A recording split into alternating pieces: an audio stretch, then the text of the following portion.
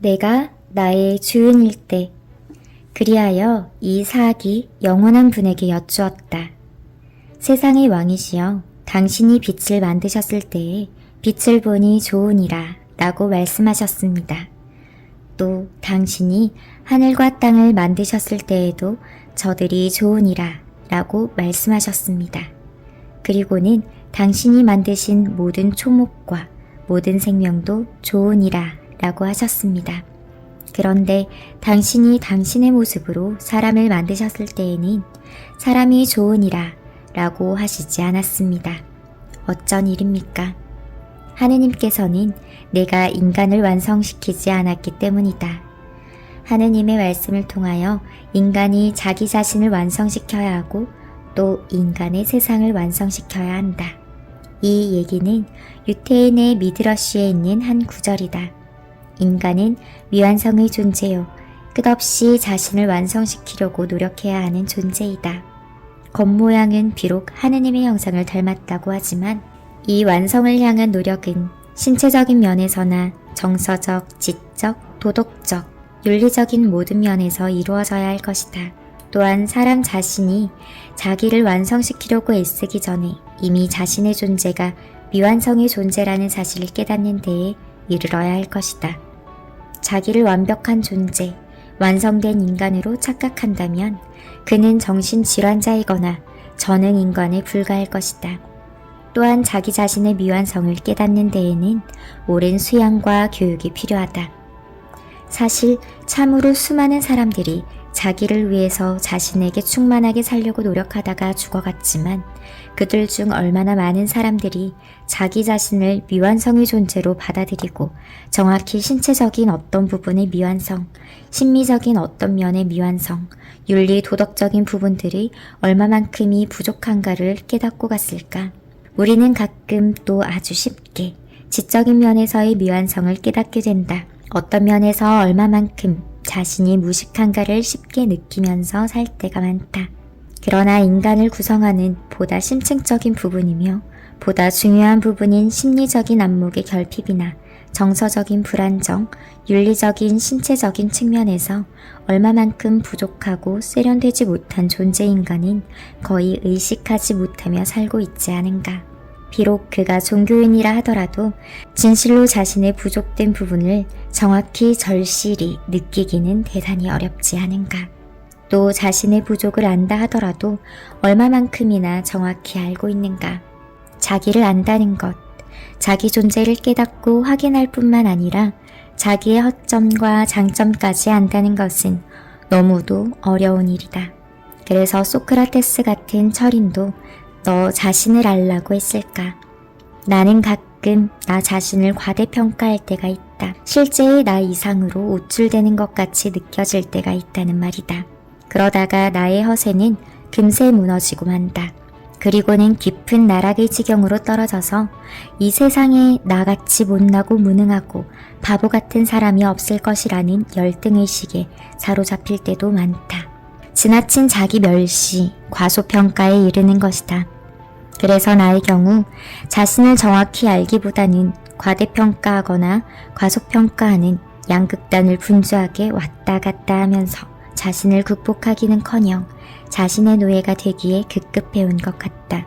자기를 극복하는 것, 즉 자신을 완성된 존재로 끌어올리기 위해서는 자신을 먼저 알아야 한다. 자신의 여러 가지 속성을 알고 나서야 비로소 자기의 결함을 극복하는 노력이 따르지 않을까. 심리학에서는 자기 존재의 의식 또는 확인, 즉 자기를 아는 것을 자아 개념이라고 한다. 교체적으로 자기를 자신이 어떻게 보고 느끼고 받아들이느냐에 따라 긍정적인 자아 개념이나 부정적인 자아 개념을 가진다고 한다. 자신은 못나고 열등하여 쓸모없는 존재로 생각하는 사람은 부정적인 자아 개념을 가진 이다. 그러나 이러한 자기 자신의 의식은 자기를 타인과 비교해서 얻는 의식이다. 우리는 자기 홀로 떼어두고서는 자기를 알 수 없다. 타인의 눈에 반사된 나의 존재를 의식할 때 곧 자아 개념이라고 한다. 대다수의 사람들이 나를 쓸모없는 존재로 인정한다면 아무리 자신을 과대평가하는 사람이라도 그의 정체는 곧 나는 쓸모없는 사람이 될 수가 있다. 즉, 객관화된 자기의 존재가 곧 타인에게 반사된 나의 실체 또는 정체로 자아 개념이 된다. 자기를 안다는 것은 이렇게 수립된 자신의 자아 개념을 확인하는 것이며 잘못 확립된 자아 개념을 극복하는 것이 곧 자기와의 투쟁이 된다.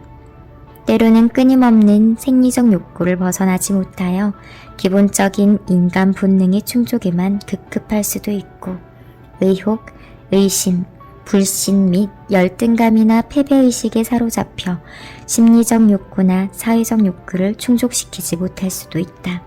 지나친 편견이나 옹고집은 좌절감이나 열등의식이라는 모체에서 태어나는 자식들이 아닌가. 세상의 모든 것을 의심하고 타인을 믿으려 들기 전에 먼저 의심하고 불신하는 것도 마찬가지이다.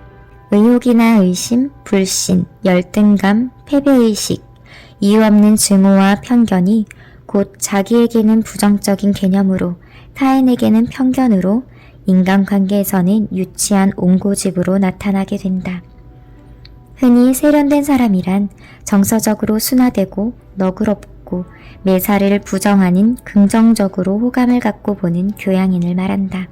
이런 사람은 자기를 웬만큼 극복해온 사람이라고 할 수 있다. 어느 정도 객관적인 눈으로 세상을 볼 줄 알 만큼 자신과 싸워 이긴 사람이다. 사실 인간은 자신의 주인이기보다는 자신의 노예이기 쉽다. 기분 내키는 대로 행동하기 쉽고 타인의 입장에 서서 이해하고 행동하기보다는 자기 면에 서려고 들며 객관화된 시선에 길들여 있지 못하기 때문에 오해를 갖고 자신의 욕망에 사로잡히게 된다. 이브는 자신을 극복하지 못한 욕망의 노예로서 선악과를 따먹었고 카인은 동생에 대한 열등 패배의식 때문에 동생을 죽였다. 그래서 적은 언제나 자기 안에 있다고 한다. 열등감, 패배의식, 의혹, 편견, 편안함과 허영을 추구하려는 태도 등은 자기와의 투쟁에서 싸워 이겨야 할 내부의 적들이다. 이 내부의 적들을 이기지 못할 때 아이들과 같이 자기 조절을 못하는 유치한 행동을 보이며 자기 감정의 노예가 된다. 자기중심적인 주관적인 정신세계가 아이들의 특성이라면 성숙되지 못한 어른의 세계도 그와 같으리라. 어느 누구도 세상에서 홀로 살지 않고 타인과 더불어 살며 타인과의 관계에서 비로소 자신의 존재가 뚜렷해지고 가치로워지며 비로소 자기 모습도 세상도 있고 질서와 법과 사랑과 우정이 성립된다. 자신의 극복은 그래서 자신에게는 진실을 요구하며 타인에게는 예의가 된다. 자기 자신에게 진실한 사람은 자신을 속이지 않는 이며 자신을 알고 자신을 극복하여 자기 자신의 노예가 아닌 주인이 된 사람이다. 자신의 주인이 된 사람만이 자신에게 충실한 사람으로서 끊임없이 자기 완성을 위해 노력하는 성실한 사람이 아닐까. 자신에 대하여 지켜야 할 예의.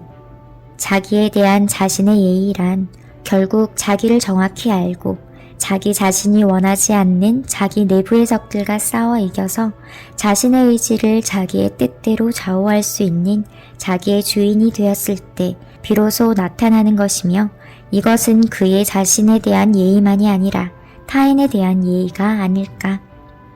자신을 극복하는 것이 이처럼 자기의 완성을 추구하는 것이며 모든 사람이 자기를 극복하는 데 충실할 때 사람이 사는 세상은 보다 완성된 세상으로 변모해가는 것이 아닐까. 현인들은 이런 상태를 미혹되지 않는다 하여 불옥이라 했고 더 나아가서 이순의 경지라고 했던가.